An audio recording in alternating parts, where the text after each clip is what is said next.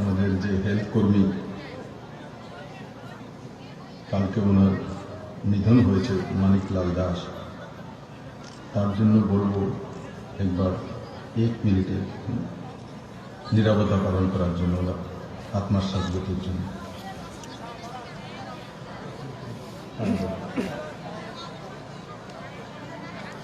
Start.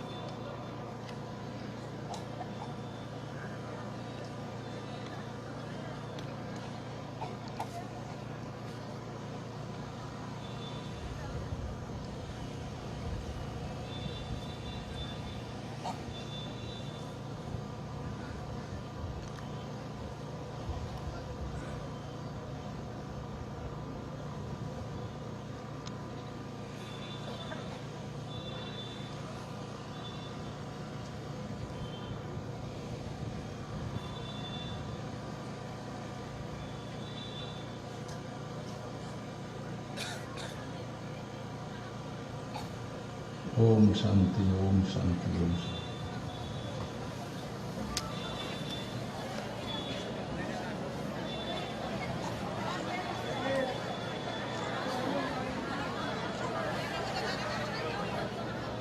রাজনগরে এই PSC centre, যেটা 10 bed থেকে 30 বেডে রূপান্তর করা হয়েছে, সেই পিএসসি সেন্টারের উদ্বোধনী অনুষ্ঠানে উপস্থিত আজকের কার্যক্রমের সভাপতি শ্রীমতী কাকুলি দাস মহোদয়া,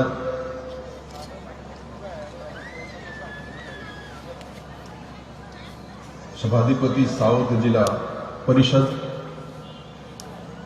मंचे उपस्थित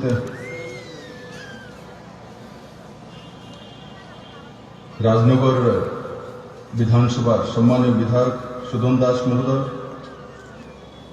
विधायक बिरुनिया अरुण चंद्र भौमिक महोदय, विधायक साबरूम श्री शंकर राय महोदय, Shri Tapan Debnath chairperson Rajnagar Panchayat Samiti, Shri JK Sinha principal secretary health and family welfare, doctor Radhadev Bogna director family welfare and PM department, Shri Devpriya Vardhan district magistrate, Kulwant Singh SP south, और एखाने बड़ मात्रा उपस्थित मायेरा बोनेरा,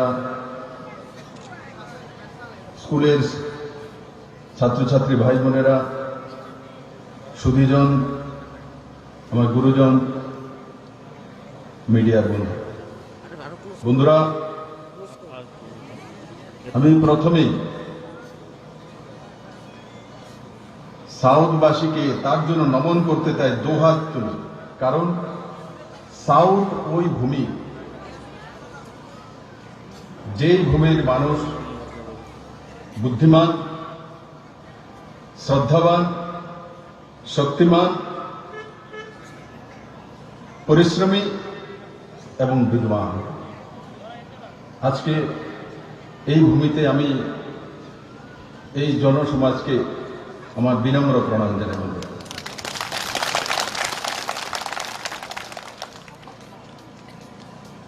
বন্ধুরা, আমার যখন জন্ম হয়েছিল তখন আমি অবিভক্ত সাউথেরই ছিলাম, এখন গোমতী ডিস্ট্রিক্ট হয়ে গেছে। সাউথ আপনাদের কাছে চলে এসেছে।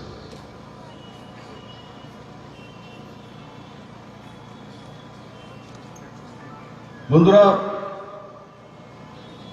ত্রিপুরার বিভিন্ন ক্ষেত্রে উন্নয়ন হচ্ছে, সে ইন্ডাস্ট্রিয়াল গ্রোথ হোক, एग्रीकल्चरल ग्रोथ हो, হেলথের কাঠামো হোক আর প্রাইমারি সেক্টরগুলো। কিন্তু সাউথে কি তেমন ভাবে উন্নয়ন হয়েছে? আগরতলাতে যে উন্নয়নটা হচ্ছে, পশ্চিমে যেটা উন্নয়ন হয়েছে, কেন সাউথের বাসী বুদ্ধিমান হয়ে, সাউথের বাসী পরিশ্রমী, সাউথের বাসী বিদ্বান, কেন সাউথের সেইভাবে উন্নয়ন হলো না? তার কারণ কি? আমাকে মুখ্যমন্ত্রীর দায়িত্ব দেওয়ার পর থেকে আমার মনে সেই ব্যথাটা ছিল যে সাউথের মানুষ এত পরিশ্রমী, এত মেহনতি, এত বিদ্বান, কালচারাল সাইডেও সাউথ এক নিজের ভূমিকায় দাঁড়িয়ে আছে। তো সাউথকে উন্নয়ন কেন করা হচ্ছে না, সাজানো কেন হচ্ছে না? তখন থেকে সরকার কাজ করা শুরু করেছে। আজকে সাউথে ত্রিপুরা অন্নদাতার রূপে দাঁড়িয়ে যাচ্ছে। বন্ধু, শুধু ত্রিপুরা নয়, আপনারা লোয়ার আসাম, মণিপুর, মিজোরাম এবং ত্রিপুরা, মেঘালয়ের লোয়ার মেঘালয়, তার দুয়ার হচ্ছে এই সাউথ। সাবরুমের মৈত্রী সেতু, ইকোনমিক্যাল হাব, অন্নদাতা হবেন আপনারা। প্রায় 50% নর্থ ইস্টে, প্রায় 50% নর্থ ইস্টে। আজকে সাউথে কি হচ্ছে? লজিস্টিক হাব হচ্ছে সাউথে, এক্সপোর্ট ইম্পোর্ট হবে। কোথায় হচ্ছে? সাবরুমে লজিস্টিক হাব হচ্ছে। কত কোটি টাকা খরচা করে? 84.38 কোটি টাকা। আর টোটাল কস্ট অফ প্রজেক্ট 118 কোটি 47 লক্ষ টাকা। কোনদিন কল্পনা করেছিল সাউথবাসী যে সাউথে লজিস্টিক হাব হবে, গুডস আসা, এক্সপোর্ট ইম্পোর্টের সামান আসা উঠানামা করবে? সাউথের বাসী কোনোদিন ভেবেছিল যে চিটাগাং বন্দরগাহ খুলে যাবে, হলদিয়া থেকে আমাদেরকে জিনিসপত্র আনতে হবে না, মাত্র 70 কিলোমিটার দূরে চিটাগাং বন্দরগাহ, ও সমস্ত নর্থ ইস্ট এই সাউথের উপর দিয়ে সমস্ত কিছু নিয়ে যাবে?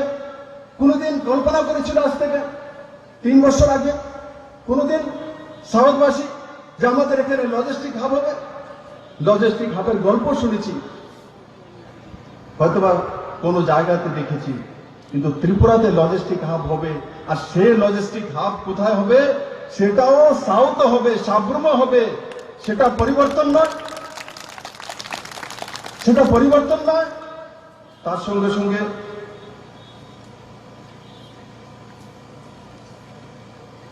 এই লজিস্টিক হাবের মাধ্যমে কত রোজগার হবে অনুমান আছে আপনাদের?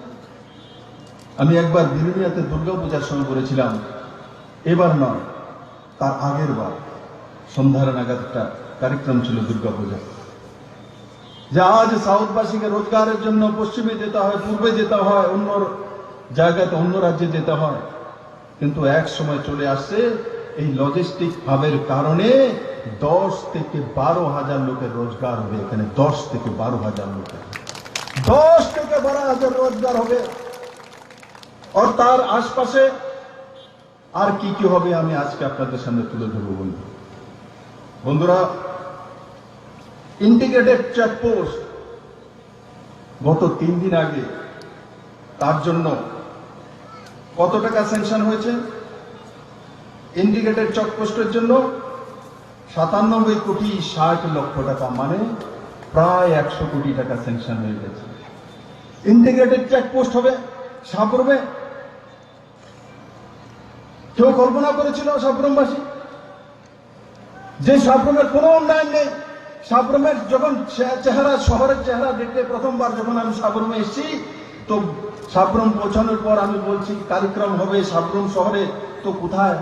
বলছি এটাই সাবরুম শহর, বাজারের চেয়ে কিছু, কোনো উন্নয়ন নেই।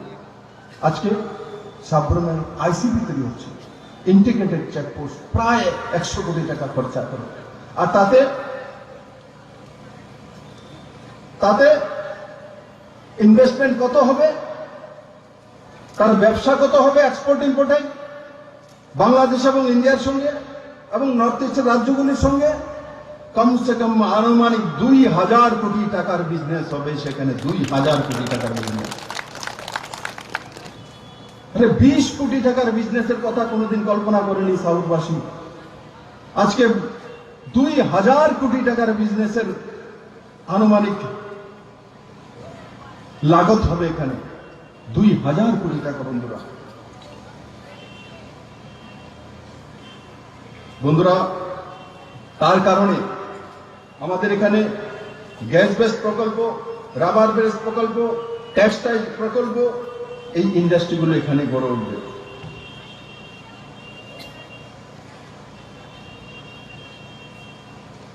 SEZ স্পেশাল ইকোনমিক জোন কত টাকা খরচা করে? 60.57 করোড়, মানে 61 কোটি টাকা খরচা করে এখানে স্পেশাল ইকোনমিক জোন তৈরি করা হচ্ছে। সাউথে একই জায়গায় স্পেশাল ইকোনমিক জোন। নর্থ ইস্টের ছোট রাজ্যগুলি স্পেশাল ইকোনমিক জোনের নাম শুনেছে, কিন্তু কোথাও গড়ে উঠেনি। নরেন্দ্র ভাই মোদী স্পেশাল ইকোনমিক জোন কোথায় দিয়েছে? সাউথ দিয়েছে। কত কোটি টাকা খরচা করে? 61 কোটি টাকা খরচা করে। আর স্পেশাল ইকোনমিক জোন, তাতে কত রোজগার হবে? তার মধ্যে ইন্ডাস্ট্রি যখন লাগবে, rubber base industry, food processing industry, textile industry, এগুলো যখন লাগবে তখন তার আশপাশে 20 কিলোমিটার পর্যন্ত, সাবরুমের আশপাশের 20 থেকে 25 কিলোমিটার পর্যন্ত আনুমানিক 2 লাখ লোকের রোজগার আসবে। 2 লাখ লোকের রোজগার আসবে। 1000 নয়, 2000 নয়, 2 লাখ লোকের রোজগার আসবে বন্ধু। যেই সাউথকে এক সময় পিছে ঠেলা দেওয়া হয়েছিল, আজকে নরেন্দ্র ভাই মোদী সরকার আসার পর যেভাবে মৈত্রী সেতু তৈরি হয়ে যাচ্ছে, ডিসেম্বরে কমপ্লিট হয়ে যাবে, বাংলাদেশের সঙ্গে সরাসরি যোগাযোগ আমাদের চিটাগাং বন্দরগাঁও হয়ে যাবে। আর আমরা শুধু যোগাযোগের জন্য রাখিনি, আমরা বিজনেস হাব বানিয়ে নিচ্ছি। নর্থ ইস্ট নয়, পুরো সাউথ, এই যে দক্ষিণ উত্তর পূর্ব এশিয়ার করিডোর হয়ে যাচ্ছে এই সাউথ বন্ধু। আমি আপনাদেরকে এমনিতে নমন করে নিই, আমি নমন করেছি আপনাদের পরিশ্রমের, আপনাদের বুদ্ধিমত্তা, আপনাদের মানসিকতা, আপনাদের বিদ্যার আমি নমস্কার করেছি বন্ধুরা। তার সঙ্গে সঙ্গে ফেনী ব্রিজ, যেটা 82,57,00,000 টাকা, প্রায় 83 কোটি টাকা খরচা করে মৈত্রী সেতু তৈরি করা হচ্ছে। 83 কোটি টাকা কেন্দ্র সরকারের মাধ্যমে NHIDCL তৈরি করছে। তার আয়তন কত? 412 মিটার। আর পুরো ব্রিজের অ্যাপ্রোচ রোড সহ 1.88 কিলোমিটার, প্রায় 1.2 কিলোমিটার বন্ধু সাউথে তৈরি হচ্ছে। আর এই মৈত্রী সেতু, ট্যুরিজমের জন্য এক মাইলস্টোন হবে। কারণ কি, ভারত সঙ্গে বিদেশের একটা নদী পার হলেই সম্পর্ক হয়ে যায়। আর সেই সেতুতে দাঁড়িয়ে তো সেলফি তোলার জন্য মানুষ আসবে। সাবরুমে সাউথে সেলফি তোলার জন্য আসবে, মৈত্রী সেতুতে দাঁড়িয়ে। আপনারা ভাগ্যবান, আজকে সেই দিশাতে সাউথ চলে যাচ্ছে বন্ধুরা। জুলাইবাড়ি বিলুনিয়া রোড, NHIDCL এর কোন রোড? NH 108A, 21.41 কিলোমিটার, মানে 22 কিলোমিটারের রোড জুলাইবাড়ি থেকে বিলুনিয়া স্যাংশন হয়ে গেছে, ওয়ার্ক অর্ডার হয়ে গেছে, কাজ শুরু হয়ে যাবে। কত কোটি টাকার? 201.99 কোটি টাকা। 201.99 টাকা, মানে প্রায় 202 কোটি টাকার টেন্ডার হয়ে গেছে, ওয়ার্ক অর্ডার হয়ে গেছে, কাজ শুরু হয়ে যাবে বন্ধুরা।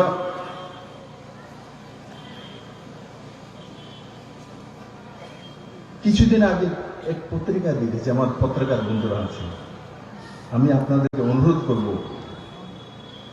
কোন বিষয় জরুর আপনারা তুলে ধরুন, আমার জন্য সুবিধা হয়, আমি আপনাদেরকে পড়ি, আপনাদেরকে জানি।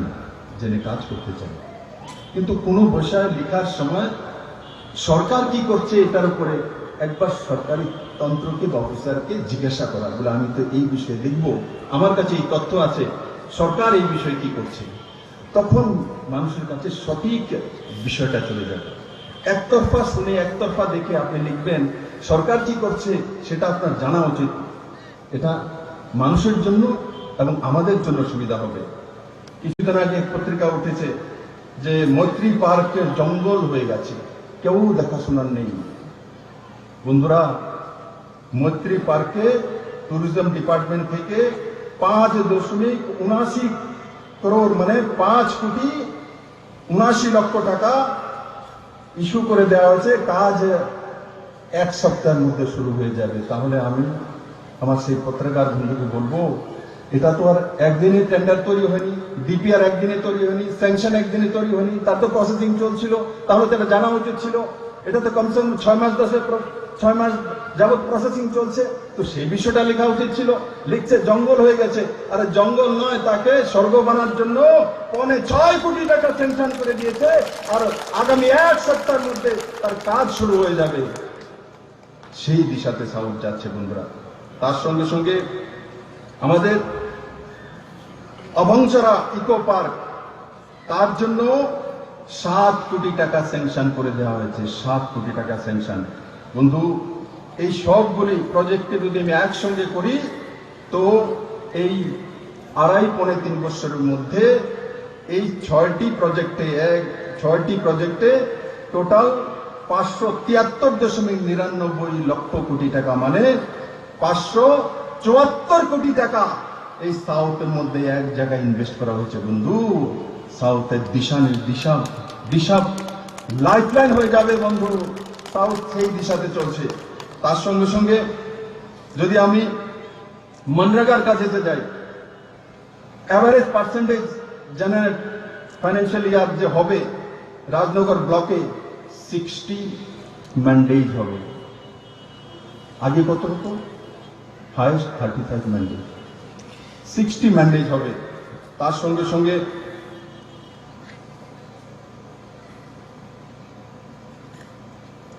যে অল ওয়েদার রোড, এখানে রোড, কালভার্ট এবং অন্যান্য যে কনস্ট্রাকশন হয়েছে যে আরডি ডিপার্টমেন্টের মাধ্যমে 19.63 লক্ষ টাকার, মানে প্রায় 20 কোটি টাকার কাজ হয়েছে মনরেগা এবং আরডি ডিপার্টমেন্টের মাধ্যমে। ব্রিক্স রোড, তারপরে পাক্কা রোড, তারপরে কালভার্ট, তার মধ্যে 20 কোটি টাকা এই সরকার খরচা করেছে। লাইভলিহুড সাপোর্ট দেওয়ার জন্য মনরেগার মাধ্যমে 6.6 কোটি 3 লক্ষ টাকা এখানে খরচা করা হয়েছে। প্রধানমন্ত্রী আবাস যোজনা 3,961 হাউস 2019-20 স্যাংশন করা হয়েছে, তার মধ্যে সাউথে 2,897 ঘর কমপ্লিট হয়ে গেছে। বর্ডার এরিয়া ডেভেলপমেন্ট প্রজেক্ট বিএডিপি, তার মধ্যে 20 কোটি টাকা খরচা করে এই 3 বছরের মধ্যে ডেভেলপমেন্ট করা হয়েছে। স্কিল ডেভেলপমেন্টের মাধ্যমে 1 কোটি 20 লক্ষ টাকা খরচা করে ট্রেনিং দেওয়া হয়েছে সাউথবাসীকে, এবং তাতে 794 জন বেনিফিশিয়ারি হয়েছে।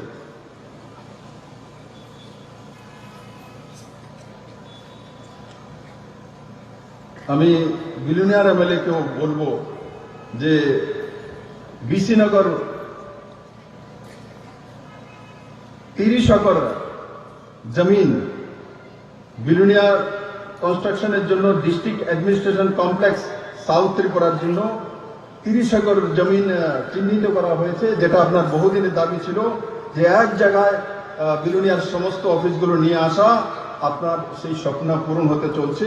30 একর জমিন আমরা চিহ্নিত করে নিয়েছি। সাউথে বিলুনিয়াতে এক জায়গাতে চলে আসলে সেটা রাজনগরের লাভ হবে, ঋষ্যমগরের লাভ হবে, সাব্রহ্মের লাভ হবে, শান্তির বাজার, জোলাইবাড়ির সবটারই লাভ হবে। বন্ধুরা, সেই দেশেতে সরকার কাজ করছে।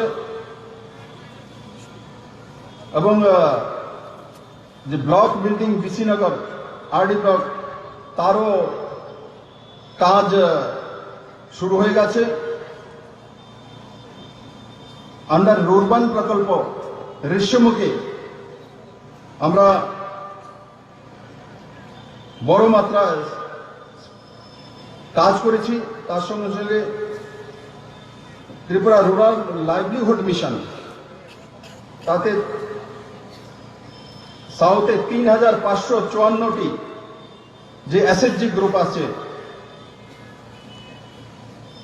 তাকে ৩১.৮৬ কোটি টাকা মানে প্রায় ৩২ কোটি টাকা সেই আমাদের এসএইচজি বোনেদের জন্য এই সরকার স্যাংশন করেছে।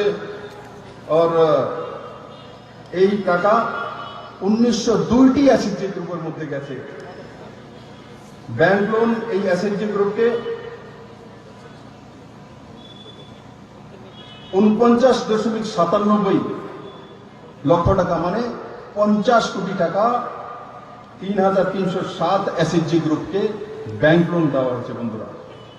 বন্ধুরা এই ডেটাগুলি আমি তার জন্য তুলে ধরেছি, সাউথ এক সময় এক সাইডে ছিল, সাউথকে দেখার জন্য কেউ নেই। আজকে নরেন্দ্র ভাই মোদী সরকার আসার পর সাউথের সমস্তটি কাজ শুরু হয়ে গেছে। 2টি হাই সেকেন্ডারি স্কুল সাউথে টিবিএসসি থেকে সিবিএসসি তে কনভার্ট করা হয়েছে, সিবিএসসি সিলেবাস। 8টি নতুন ইংলিশ মিডিয়াম স্কুল এই সরকার আসার পর সাউথে দেওয়া হয়েছে। 11টি প্রি প্রাইমারি স্কুল খোলা হয়েছে।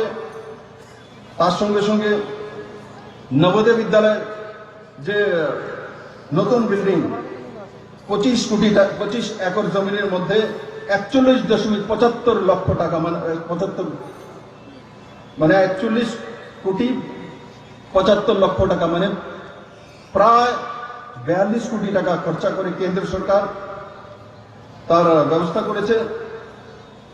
একলব্য বিদ্যালয় তার জন্য 64 কোটি টাকা কেন্দ্র সরকার সাউথবাসীকে দিয়েছে এবং সেটা সাবরুমে। বন্ধুরা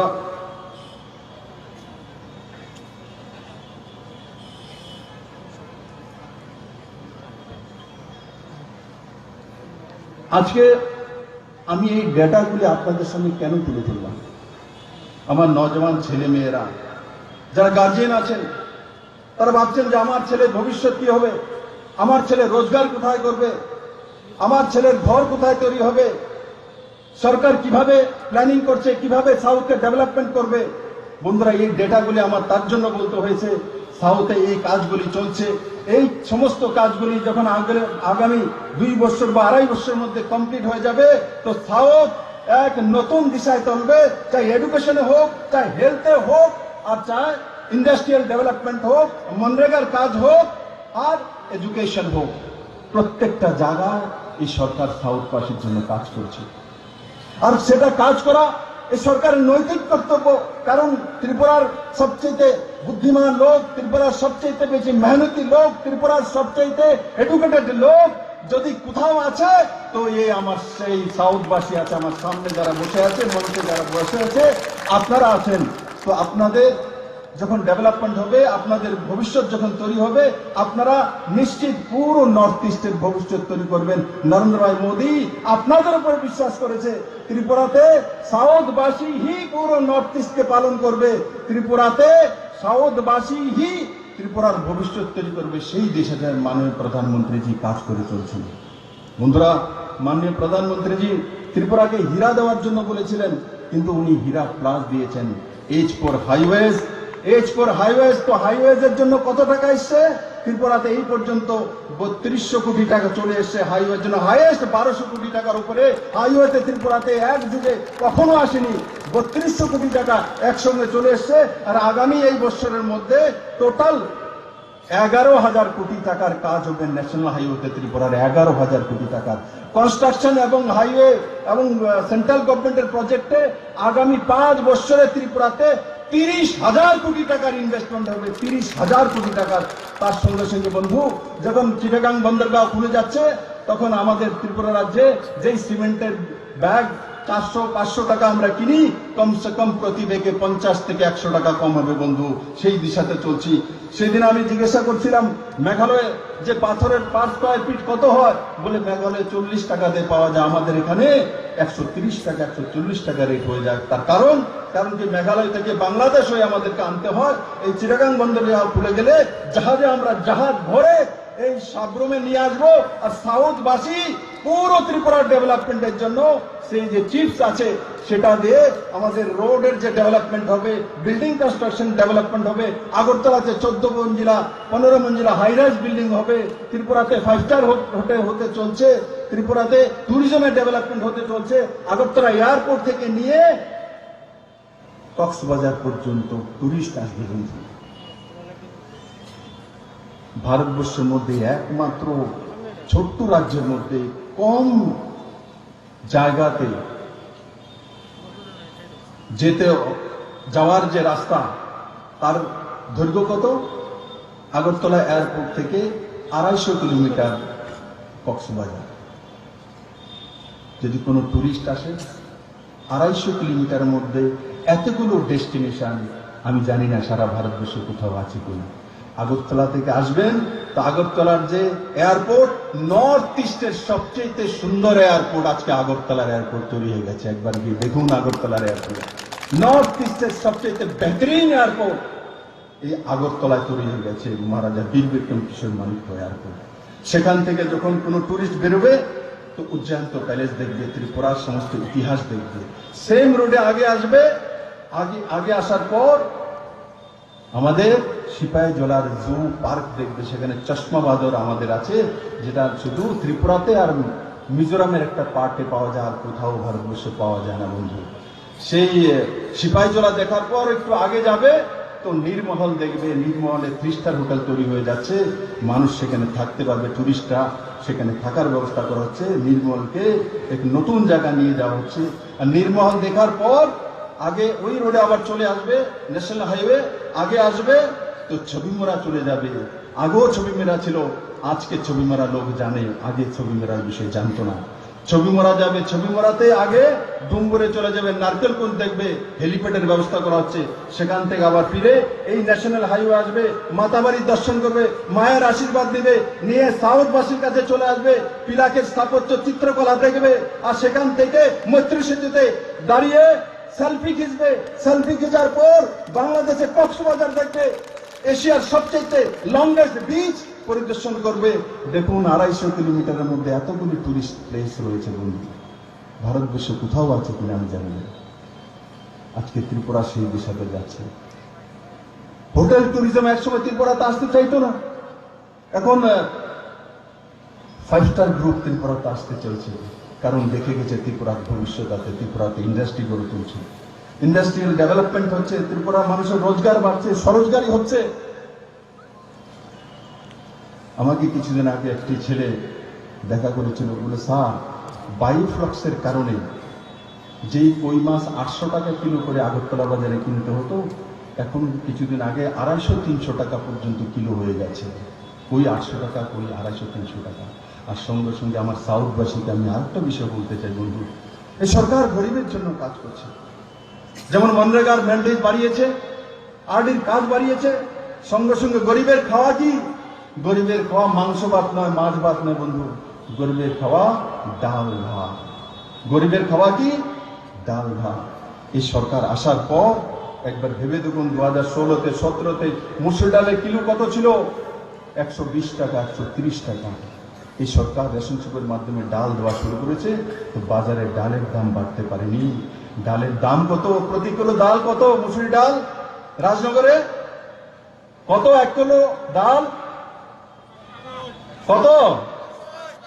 হ্যাঁ, কত টাকা? 90। 17-তে কত ছিল? 16-তে কত ছিল? এই সরকার আসার পর ডালের দাম কমে গেছে কত টাকা? ও বলছে 90 টাকা, মানে 40 টাকা ডালের দাম কমেছে সরকার আসার পর লাগাতার সেই জায়গা দাঁড়িয়ে আছে। গরিবের যাতে লোকসান না হতে, ডালের দাম যাতে না বাড়তে পারে তার কারণে রেশন শপের মাধ্যমে ডাল দিয়ে বাজারকে স্থির করে রেখেছে। ডালের দাম আর ত্রিপুরাতে 130 টাকা হয়নি, 140 টাকা হয়নি, এসে 90 টাকা দাঁড়িয়ে গেছে। আর তার সঙ্গে সঙ্গে চালের দাম এই সরকার আসার পর লাগাতার 2 বছর চালের দাম স্থির ছিল বন্ধু। চালের দাম স্থির মানে ডালের দামও বাড়েনি, চালের দামও বাড়েনি, কিন্তু এই সরকার এফসিআই এর মাধ্যমে কৃষকের কাছ থেকে প্রকিউরমেন্ট করেছে প্রথমবার। তার আগে এমএসপি ছিল না ত্রিপুরাতে, মিনিমাম সাপোর্ট প্রাইস দেওয়া যেত না, কারণ কি সরকার প্রকিউরমেন্ট করতে সক্ষম নয়, সরকারের কাছে তার ব্যবস্থা ছিল না। এফসিআই কে বলা হয়েছিল, আমার সরকার আসার পরে এফসিআই বলছে যে আমরা মিলিং চার্জ মাত্র 20 পার কুইন্টালে 20 টাকা দেবো, আর বেশি দেই না আমরা। আজকে रामविलास जी नहीं, स्वर्गीय रामविलास जी पासवान का मैं ये बोललाम, भाई साहब मुझे तो एफसीआई का प्रोक्योरमेंट चाहिए। অফিসাররা বলছে না হবে না, 20 টাকা করে ত্রিপুরা মিলিং চার্জ দেয় না, তো আমরা করবো না। আমি বললাম ত্রিপুরাতে মিলিং চার্জ কত? ত্রিপুরাতে জিজ্ঞাসা করার পর দেখা গেল ত্রিপুরাতে বড় মিল নেই, ছোট ছোট মিল মিলিং চার্জ এরা কত চায়? 150 থেকে 200 টাকা চায় প্রতি কুইন্টাল। তখন সরকার সিদ্ধান্ত করেছে যে আপনারা 20 টাকাই দিন, সরকার ভর্তুকি দেবে। ত্রিপুরা সরকার ভর্তুকি দিয়ে 5.5 কোটি টাকা ভর্তুকি দিয়ে প্রথমবার 47,000 মেট্রিক টন ধান কেনার ব্যবস্থা এই ত্রিপুরা সরকার, নতুন সরকার করেছে, মোদী সরকার করেছে বন্ধু। আর তার পরিণতি কি হয়েছে? যে 10 টাকা, 12 টাকা, 13 টাকা করে ধান বিক্রি হতো প্রতি কিলো, আজকে ত্রিপুরাতে 17 থেকে 18 টাকার নিচে কোনো কৃষক ধান বিক্রি করে না, কোনো কৃষক ধান বিক্রি করে না। আর যারা বিচলিয়া আছেন তাদেরকেও ধান দেয় না, বলবে অ্যাডভান্স টাকা দিলে ধান দেবো। আগে কি হতো? বিচলিয়াকে গিয়ে বলতো আমার তো 3 কানি ধানের ক্ষেত্র, সে আপনি কিনা নিয়ে যান। বিচলিয়া বলতো 3 মাস পরে টাকা দিব, এখন দিতাম পারতাম না। এখন কৃষক বলে আমাকে 3 মাস আগে টাকা দাও, তবেই তোমাকে ধান দেবো। সেই জায়গায় ত্রিপুরার কৃষকদেরকে দাঁড় করিয়ে দিয়েছে। আর এফসিআই এর মাধ্যমে প্রকিউরমেন্ট করার কারণে কত টাকা এসছে এই গরিব কৃষকদের কাছে? 86 কোটি 50 লক্ষের কাছাকাছি, মানে প্রায় 86 কোটি টাকা গরিব কৃষকদের কাছে এসছে বন্ধু, ডাইরেক্ট তার অ্যাকাউন্টে এসছে। সেই কাজ এই সরকার করেছে। প্রধানমন্ত্রী কিষাণ সম্মান নিধির মাধ্যমে ত্রিপুরা রাজ্যে 2,22,000 গরিব কৃষকদের কাছে 6,000 টাকা করে 229 কোটি টাকা গরিব কৃষকদের অ্যাকাউন্টে গিয়েছে। কত? 229 কোটি টাকা। এখানে কোন ব্যক্তি আছে কি কিষাণ সম্মান নিধির মাধ্যমে 6,000 টাকা গিয়েছে? হাত তুলুন তো দেখি, হাত তুলুন তো। এই 6,000 টাকা কি কোন কমিশন দিতে হয়েছে কেন্দ্র সরকারকে? দিতে হয়নি, কিন্তু তার নাম নরেন্দ্র ভাই মোদী। আজকে অন্তিম কৃষক পর্যন্ত নরেন্দ্র ভাই মোদী পৌঁছে গেছে। আজকে রাজনগরে দাঁড়িয়ে আমি যখন বলছি যে কিষাণ সম্মান নিধি 6,000 টাকা কে পাচ্ছে, তো সমস্ত কৃষকরা হাত তুলে দাঁড়িয়ে দেখাচ্ছে, তার নাম মোদী সরকার। যেমন কৃষকদের জন্য কাজ করছে, যেমন মনরেগার জন্য কাজ করছে, ভাতার জন্য মাঝখানে বিভ্রান্তি সরানো হয়েছিল যে বিপ্লব দেব সব ভাতা বন্ধ করে দিবে। 40,000 মানুষের কেটে দিয়েছে বলে, তাও কাটিনি, স্কুটিনি করেছে। আর আমার মায়েরা বোনেরা বড় মাত্রা এখানে আছে, আমি আপনাদের নমন করি। ঘর চালানোর সময় মায়েরা আপনারা হিসাব করেন না, আমার ছেলে কতটা খেয়েছে, মেয়ে কতটা খেয়েছে, তার কটা বুক কিনতে হবে, কটা খাতা কিনতে হবে, কটা কলম কিনতে হবে, তার আপনি হিসাব নিকাশ করবেন না। মাসে কত টাকা খরচ হবে তার হিসাব নিকাশ হয় না, ব্যাংকে কত টাকা রাখবেন তার হিসাব নিকাশ হয় না। তো সরকারের দায়িত্ব ছিল না যে দেখার জন্য, স্ক্রুটিনি করার জন্য? 1800 মরা মানুষ ভাতা পেত, মৃত ব্যক্তি, তো তার স্ক্রুটিনি করে কাটার দরকার নয়, তার স্ক্রুটিনি করে কাটার দরকার নয়। সে কাজটা করা উচিত হয়েছে কি? সে কাজটা করেছি, ভুল করেছি আমি? 1800 মৃত ব্যক্তি ভাতা পাচ্ছে। আমি চাইছি মৃত ব্যক্তির ভাতা বন্ধ করে যে জীবিত ব্যক্তি আছে তাকে দেওয়ার জন্য। আরে মৃত ব্যক্তিকে প্রেতাত্মাকে ভাতা দিব, প্রেতাত্মাকে কেন ভাতা দিব বন্ধু? দিব জীবিত মাকে দেব, জীবিত বাবাকে দেব, গরিব যে বুজুর্গ আছে তাকে দেব, যে আমার বিধবা বোন আছে তাকে দেব, মৃত ব্যক্তিকে দেওয়া হতো। গভর্নমেন্ট এমপ্লয়ি ওই বাড়ির মধ্যে হয়তোবা ভাতা যখন পেয়েছে তখন গভর্নমেন্ট এমপ্লয়ি ছিল না, পরবর্তী সময় সরকারি চাকরি হয়ে গেছে। নিয়ম আছে যেই ঘরে সরকারি এমপ্লয়ি হয়ে যায় তখন সেই ঘরের ভাতা সারেন্ডার করতে হয়, কাটতে হয়, কিন্তু সেগুলি কাটেনি। সরকারি চাকরিও করছে, ভাতাও নিচ্ছে। আর গরিব কোন মহিলা, তার ঘরে সরকারিও চাকরি নেই, ভাতাও নেই, আর এক ঘরে ভাতাও পাচ্ছে, সরকারি চাকরি করছে। এই সরকার স্কুটিনি করে সেগুলো বের করেছে, সেগুলো কেটে দিয়েছে, পারবে না। বিধবা ভাতা 305 জন আমার বোন এমন আছে যার রিম্যারেজ হয়ে গেছে, আবার বিবাহ হয়ে গেছে, সে বিধবা ভাতা নিচ্ছে।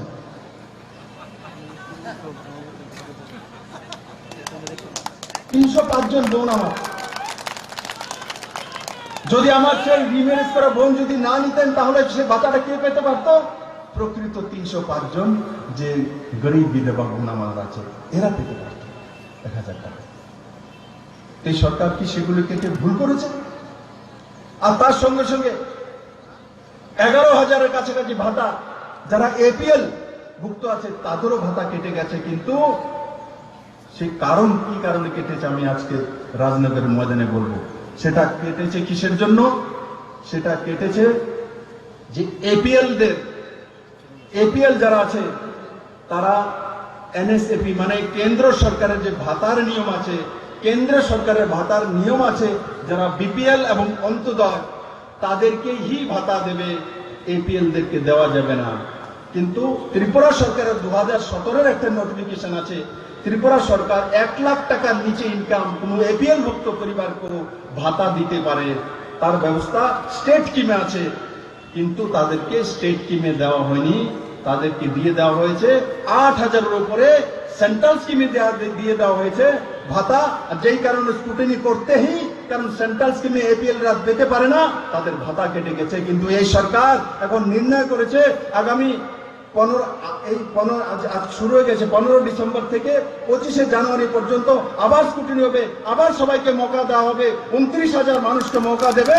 এবং এপিএল যারা ভাতা কেটে গেছে, যারা এপিএল ভাতা কেটে গেছে, কেন্দ্রের নিয়ম অনুসারে তারা ভাতা পেতে পারে না।